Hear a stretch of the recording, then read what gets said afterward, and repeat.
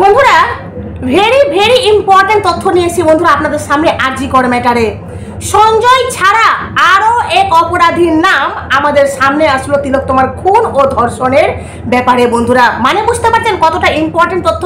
চলুন আপনাদেরকে পুরো ডিটেলসে বলবো যে সেই অপরাধীর নাম কি আর সেই ব্যক্তিটি কে, কিভাবে এই ব্যাপারে জড়িত, কি কি করেছে। তার সাথে অতি অবশ্যই আরেকটি গুরুত্বপূর্ণ তথ্য যে সঞ্জয় রায়কে শেষবারের মতো আইনজীবী জিজ্ঞেস করলেন যে আপনার সাথে আরও কারা কারা জড়িত এই ঘটনাতে। তার পাল্টা মানে তার পরিপ্রেক্ষিতে সঞ্জয় রায় কি জবাব দিল চলুন আপনাদেরকে পুরো ডিটেলসে বলবো। এমনকি আরও একটি গুরুত্বপূর্ণ তথ্য, প্রত্যেকটি তথ্যই কিন্তু খুবই গুরুত্বপূর্ণ বন্ধুরা, যে সঞ্জয় রায়ের দিদি রায় ঘোষণার পর সঞ্জয় রায়ের দিদি বিস্ফোরক মন্তব্য করেছেন। কি বললেন উনি চলুন আপনাদেরকে পুরো ডিটেলসে সবটা বলবো বন্ধুরা। চলুন। নমস্কার বন্ধুরা, আমি সনকা, আমার নতুন একটি প্রতিবেদন আপনাদের সকলকে স্বাগত বন্ধুরা। তো ফাইনালি কিন্তু আজকে সঞ্জয় রায়ের রায় ঘোষণা ছিল, যেটার জন্য আমরা মানে কি বলবো অধীর আগ্রহে বসেছিলাম। কিন্তু আজকে সঞ্জয় রায়ের রায় ঘোষণা হয়নি, যেটা হবে সোমবার। কিন্তু আজকে মারাত্মক কিছু হয়েছে কোর্টে বন্ধুরা, যেটার পুরো ডিটেলসে আপনাদেরকে বলবো। কিন্তু তার আগে অতি ইম্পর্ট্যান্ট একটা তথ্য যে সঞ্জয় রায় ছাড়া আরও এক অপরাধীর নাম কিন্তু আমাদের সামনে এসে, সেটা কে মানে সেই ব্যক্তিটি কে আপনাদেরকে পুরো ডিটেলসে বলছি বন্ধুরা। যে তিলোত্তমার মা বাবা এবার মারাত্মক একটি মন্তব্য করেছেন যে আরও একজনকে সন্দেহ করছেন তিলোত্তমার মা বাবা বন্ধুরা, যেটা মারাত্মক তথ্য। ওনারা বলছেন যে তিলোত্তমা মারা যাওয়ার আগে, পয়েন্ট টু বি নোটেড, একটু কথাগুলো মনোযোগ দিয়ে শুনুন বন্ধুরা, সবটা বুঝতে পারবেন, পুরো পরিষ্কার হয়ে যাবে আপনাদের সামনে। যে তিলোত্তমা যে মারা গেছিল তার আগে কিন্তু তিলোত্তমার ডায়েরিতে লিখেছিল, মানে তিলোত্তমার ডায়েরি লেখার কিন্তু নিয়মিত অভ্যাস ছিল, নিয়মিত সে ডায়েরি লিখতো। আর আগের দিনে কি করবে তার আগের দিনের পরিকল্পনাগুলো তার মানে একদিন আগে, যেমন কালকে কি করবে আজকে কিন্তু পুরোটা নিজের মতো করে সাজিয়ে কিন্তু ডায়েরিতে সে লিখতো। সেইভাবে সেই তিলোত্তমা কিন্তু মারা যাওয়ার আগে পুরো ঘটনাটা কিন্তু নিজের ডায়েরিতে লিখেছিলেন। সেই পাতাগুলো ছেঁড়া, পয়েন্ট টু বি নোটেড, সেই পাতাগুলো কিন্তু ছেঁড়া। আমাকে মানে তিলোত্তমা সেই পাতাতে লিখেছিল যে আমাকে গোল্ড মডেল পেতে হবে, বাবা মাকে ভালো রাখতে হবে। সেই পেজগুলো ছেঁড়া। কিন্তু কেন, কারা ছিঁড়েছে সেই পাতাগুলো? নিশ্চয়ই তিলোত্তমাকে সহ্য করতে পারেনি এইগুলো বলেই তিলোত্তমার এই লেখাগুলোকে, তিলোত্তমার এই যে সফলতা, এগুলো কিন্তু নিশ্চয়ই ওই ব্যক্তিটির সহ্য হচ্ছে না বলে সেই পাতাগুলো সেই ব্যক্তিটি ছিঁড়েছে।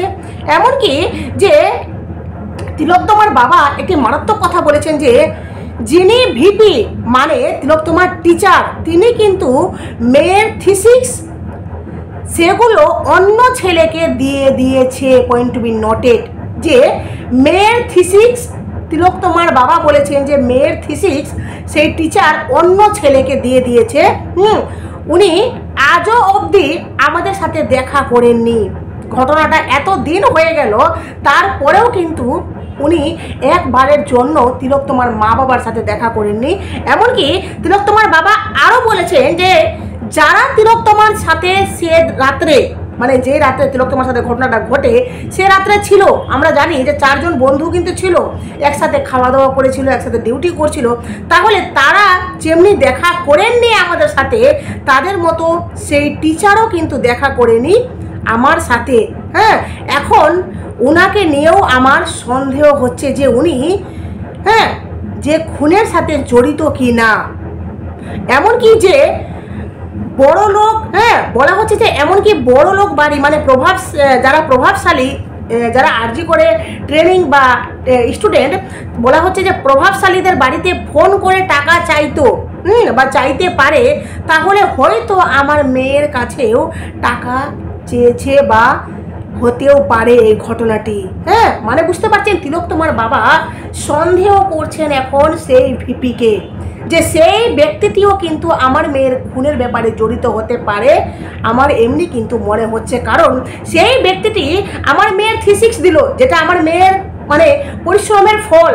একটা মেয়ে নিজের ট্রেনিং, নিজের ডিউটি করার পর সে বাড়তি সময়ে নিজের সমস্ত মানে পরিশ্রম দিয়ে বা ট্যালেন্ট খাটিয়ে মেয়েটা কিন্তু গবেষণা করতো। সেই থিসিক্সটা যেটাতে সে লিখতো বা সেই থিসিক্স সেটাকে অন্য একটা ছেলেকে দিয়ে দেওয়া, এটা কোন ধরনের মানে একটা টিচারের একটা কর্তব্য বলুন তো? আর সেই ব্যক্তিটি আজও অবধি যেই তিলোত্তমার টিচার, সেই ব্যক্তিটির কি সহৃদয় বলে কিছু নেই যে তিলোত্তমার মা বাবার সাথে একবারের জন্য কিন্তু দেখা করেননি উনি, যেটা তিলোত্তমার বাবা আমাদের মানে সামনে বলছেন। উনি সর্বসম্মুখে বলেছেন যে সেই ব্যক্তিটিকেও এখন তো আমার সন্দেহ বলে মনে হচ্ছে যে উনিও খুনের সাথে জড়িত হতে পারে। বুঝতে পারছেন বন্ধুরা যে জল কতদূর গড়াচ্ছে? এখন অনেক কিছু আস্তে আস্তে আমাদের সামনে ক্লিয়ার হচ্ছে, যেটার প্রত্যেকটা ইনফরমেশন আপনাদের সামনে তুলে দিচ্ছি বন্ধুরা। আর দুপুর 2:30 থেকে আরজি কর মামলার রায় ঘোষণা করেন।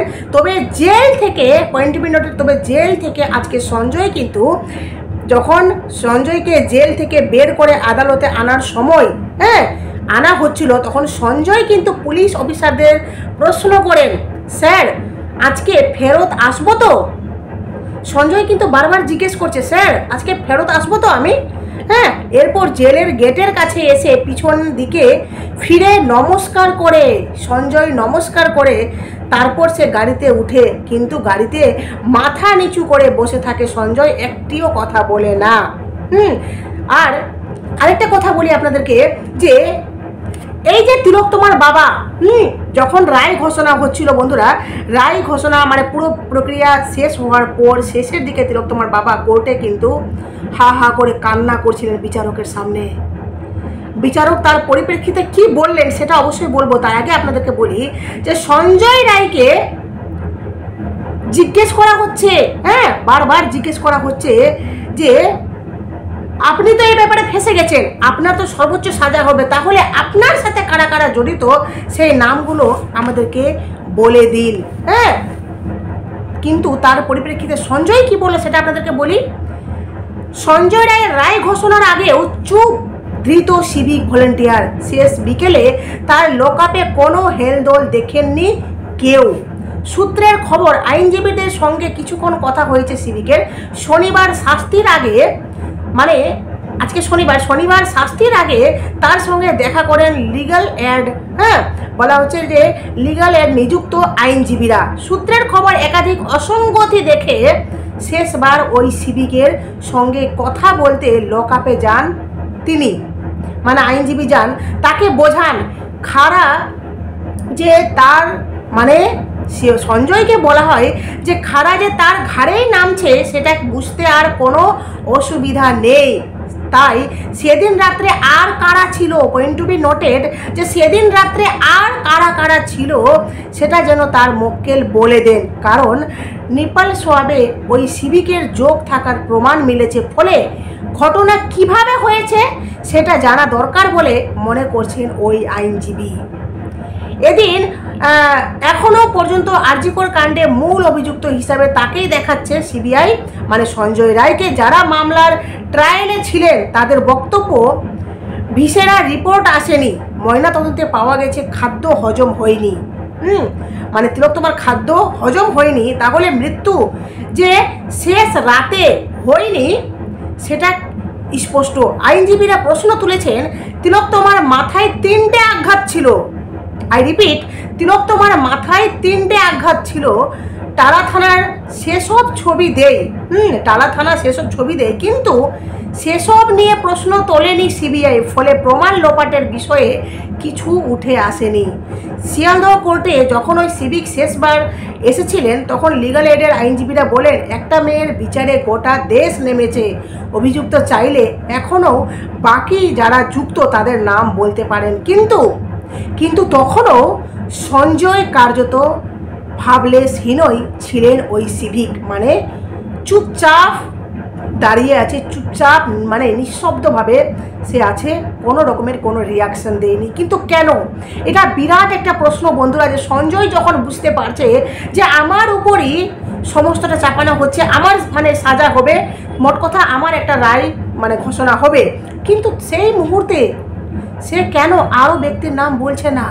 যখন সঞ্জয় বারবার দাবি করছে যে আমাকে ফাঁসানো হচ্ছে, আমাকে ডিপার্টমেন্ট ফাঁসিয়েছে, আমাকে সরকার চুপ থাকতে বলেছে, তাহলে সঞ্জয় কেন আরও ব্যক্তির নাম বলছে না? এটা অত্যন্ত গুরুত্বপূর্ণ প্রশ্ন কিন্তু বন্ধুরা। যা দেখে অনেকেই মনে করছেন যে মুখ খুলবে, তা তো মনে হচ্ছে না।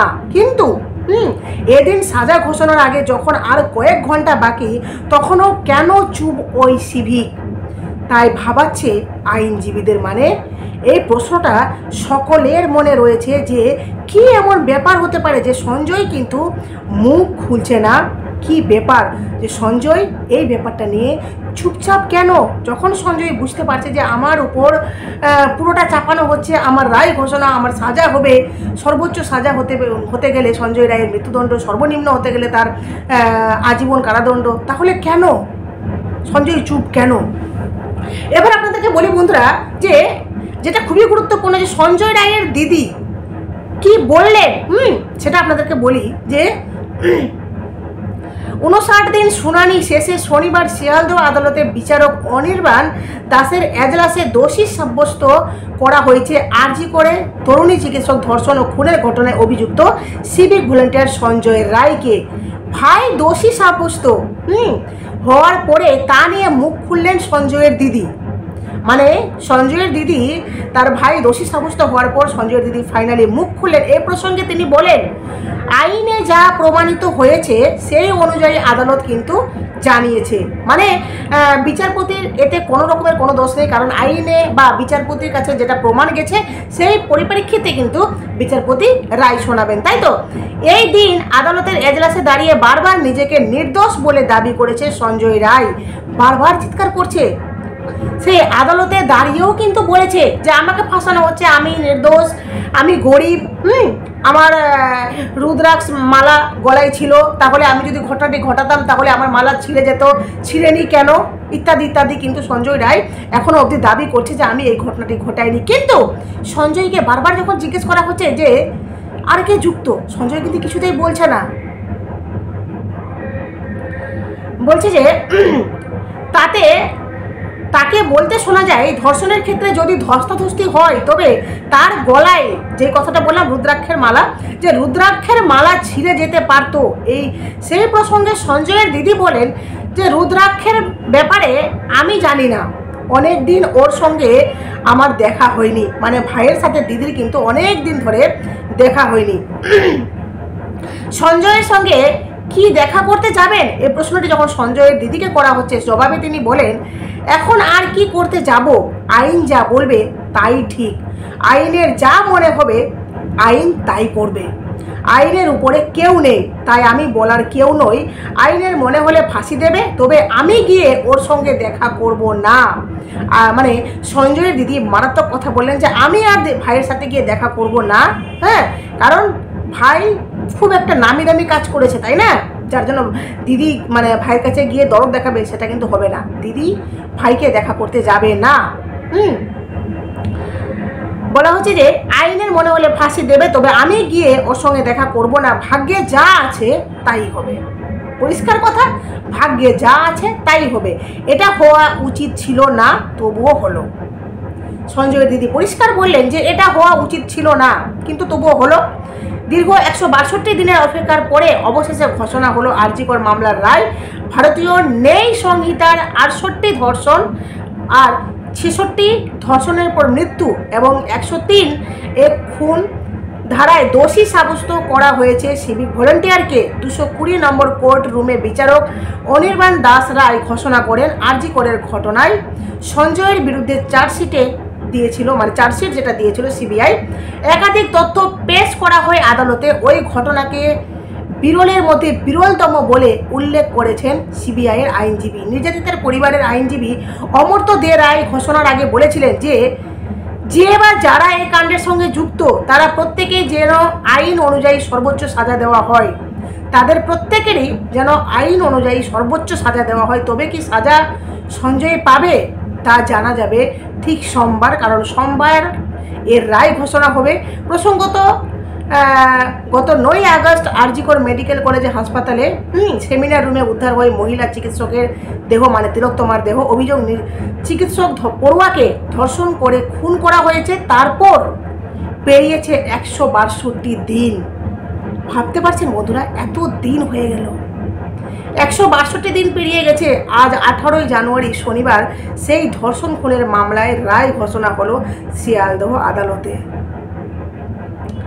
তবে এখনো অবধি রায় ঘোষণা মানে ফাইনাল, যেটা সঞ্জয়ের বক্তব্য শোনা হবে সেই সোমবার। আর বক্তব্য শোনার পর তারপর কিন্তু ফাইনালি বিচারক কি রায় শোনাচ্ছেন, সর্বোচ্চ সাজা না সর্বনিম্ন সাজা, মানে সর্বোচ্চ বলতে তার ফাঁসি হচ্ছে না তার কারাদণ্ড হচ্ছে, সেটাই এবার দেখার পালা। তবে আপনাদেরকে অবশ্যই বলবো যে তিলোত্তমার বাবা আজকে সমস্ত কিছু হয়ে যাওয়ার পর তিলোত্তমার বাবা কোর্টে কান্না করছিলেন বন্ধুরা।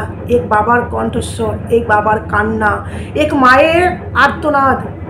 ভাবুন তাদের কতটা কষ্ট হচ্ছে যে আমার মেয়ের সাথে এমন এমন ঘটনা ঘটেছে, আর সেই দোষীরা, সেই পোষ্যর দলগুলো এখনো অবধি সামনে আসেনি সবাই।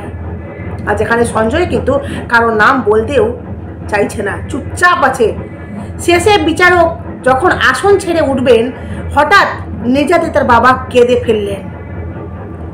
কান্নার আওয়াজ যায় বিচারকের কানে। নির্যাতিতার বাবা কাঁদতে কাঁদতে বলেন, আপনার উপর যে আস্থা রেখেছিলাম তার পূর্ণ মর্যাদা রেখেছেন আপনি। বিচারক শেষে যখন উঠে যাচ্ছেন, কোর্ট থেকে বাইরে যাচ্ছেন, তখন কিন্তু তিলোত্তমার বাবা কান্না করছেন। সেই কান্না দেখে বিচারক আবার থেমে যান। বিচারক তিলোত্তমার বাবার দিকে তাকান। তিলোত্তমার বাবা বলে যে আপনার উপর যে আস্থা রেখেছিলাম তার পূর্ণ মর্যাদা রেখেছেন আপনি, আপনাকে ধন্যবাদ দিতে চাই। তা শুনে বিচারক তিলোত্তমার বাবাকে জানান তাদের কথা সোমবার শুনবেন, সোমবার সাজা ঘোষণা হবে। পরে আদালতের বাইরে বেরিয়ে নির্যাতিতার বাবা বলেন, মানে তিলোত্তমার বাবা বলেন, বিচারককে ধন্যবাদ জানানোর ক্ষমতা নেই। মানে তিলোত্তমার বাবা যখন আইনজীবী বৃন্দা গ্রোভারকে যখন বিশ্বাস করেছিলেন যে একজন আইনজীবী আমার পাশে এসে দাঁড়িয়েছে, এবার আমার মেয়ের হয়ে লড়াই করবেন, আমার মেয়ে সত্যি সত্যি জাস্টিস পাবে, কিন্তু মাঝখান থেকে বৃন্দা গ্রোভার যখন শেষ মানে সরে যায় ব্যাপারটি থেকে, এই কেসটি থেকে, তখন কিন্তু তিলোত্তমার বাবা ভেঙে পড়েছিলেন। তার জন্য তিলোত্তমার বাবা সেই দিন বললেন যে এই ব্যাপারটা যখন একটু ঠিকঠাক হবে আমি শেখাবো ওই আইনজীবীকে আইন। এই বাবা কেন এই কথাটি বলল, একটা বাবা ভিতর থেকে কতটা কষ্ট পেলে এই কথাটি বলতে পারে এক আইনজীবীকে নিয়ে। ঠিক সেইভাবে তিলোত্তমার বাবা আজকে যখন দেখতে পেলেন নিজের চোখের সামনে যে এক অপরাধীর রায় ঘোষণা হচ্ছে, ফাইনালি বিচারপতি রায় দিবেন, সোমবার রায় ঘোষণা হবে, যার জন্য উনি খুশিতে বা হয়তো একটু আশ্বাস পেয়েছেন বা আনন্দ পেয়েছেন যে ফাইনালি রায় ঘোষণা হবে, যার জন্য উনি বিচারকের সামনে বলছেন যে বিচারককে ধন্যবাদ জানানোর ক্ষমতা নেই, উনি যে এইভাবে বিষয়টিকে দেখছেন তাতে কৃতজ্ঞ। রুদ্রাক্ষের বিষয়টি সঞ্জয় ওর সাক্ষ্য গ্রহণের দিনেও কিন্তু বলেছিল, সঞ্জয় সাক্ষ্য গ্রহণের দিনেও এই রুদ্রাক্ষের বিষয়টি বলেছিল, আমার মেয়ে তো ফিরে আর আসবে না, সঞ্জয়ের সর্বোচ্চ সাজা চাই, এতে সর্বোচ্চ সাজা মৃত্যুদণ্ড, তাই মৃত্যুদণ্ড চাইছি। আর যারা এই ঘটনায় যুক্ত, আরও যারা এই ঘটনায় যুক্ত তাদেরও সাজা চাইছি। মানে সেই সমস্ত ব্যক্তির সাজা চাইছেন এই তিলোত্তমার বাবা। এমনকি তিলোত্তমার বাবা আরও বলেন যে যেদিন তিলোত্তমার সাথে এই ঘটনাগুলো ঘটে যায়, মানে আমাদের মুখ্যমন্ত্রী নিজের মুখে বলেছেন, মমতা নিজের মুখে বলেছেন যে আমি রাত 2টো অবধি কন্ট্যাক্টে ছিলাম, লাইনে ছিলাম, ব্যাপারটাকে মনিটর করছিলাম, মানে এই কেসটাকে মনিটর। কি করছিলেন মনিটর? কি করছিলেন? তাহলে কি প্রমাণ লোপাট করতে কিছু করছিলেন? যেটা তিলোত্তমার বাবা নিজের মুখে বলেছেন যে মুখ্যমন্ত্রীকে নিয়ে উনি নিজে এই কথাগুলো বলেছেন যে ব্যাপারটাকে কি মনিটর করছিলেন। তাহলে তো অনেক কিছু স্পষ্ট হচ্ছে এখানে। ওনার এই বিষয়ে এতটা কৌতূহল কেন উৎসাহ ছিল? যাই হোক, আগামীতে কি হচ্ছে সবটাই আমাদের সামনে হবে, অবশ্যই ওদিকে নজর থাকবে বন্ধুরা। অবশ্যই আপনাদের সামনে প্রত্যেকটি তথ্য তুলে দেব। তবে আপনাদের কাছে এইটুকু অনুরোধ করব যে যতগুলো তথ্য সনকা সাহা চ্যানেল থেকে যাচ্ছে প্রত্যেকটি তথ্য সঠিক। আমি একটি তথ্য আপনাদের কাছে ভুল দিচ্ছি না, কারণ এতটা পাগল আমি নই, এতটা বোকা নই আমি যে ভুলভাল বলে নিজের পায়ে নিজে কুড়োল মারবো। না, আমি ভুলভাল বলবো না। আর যেটা বলবো, যতটুকু বলবো সত্য বলবো, কারণ সত্যটাই আপনাদেরকে দিব, এটাই আমার কর্তব্য বলে আমি মনে করি। যাই হোক, আপনাদের বিশ্বাস করা না করা সেটা একান্তই আপনাদের ব্যক্তিগত ব্যাপার। তবে এইটুকু বলবো, যেটা বলছি প্রত্যেকটা তথ্য সত্যি। আরেকটি অনুরোধ করবো বন্ধুরা, যে তিলোত্তমার হয়ে প্রতিবাদ করুন যাতে আরও অপরাধী আমাদের সামনে আসুক। যেভাবে তিলোত্তমার বাবা জোর কদমে লেগে পড়েছেন, সেইভাবে যেন আমাদের সামনে আরও অপরাধী আসুক। যাই হোক, প্রতিবেদনটি এখানে শেষ করলাম। অবশ্যই আপনাদের মূল্যবান মতামত আমার কমেন্ট বক্সে দেবেন। নতুন থাকলে চ্যানেলটি সাবস্ক্রাইব করে নোটিফিকেশন অন করে আমার পাশে থাকবেন। টাটা।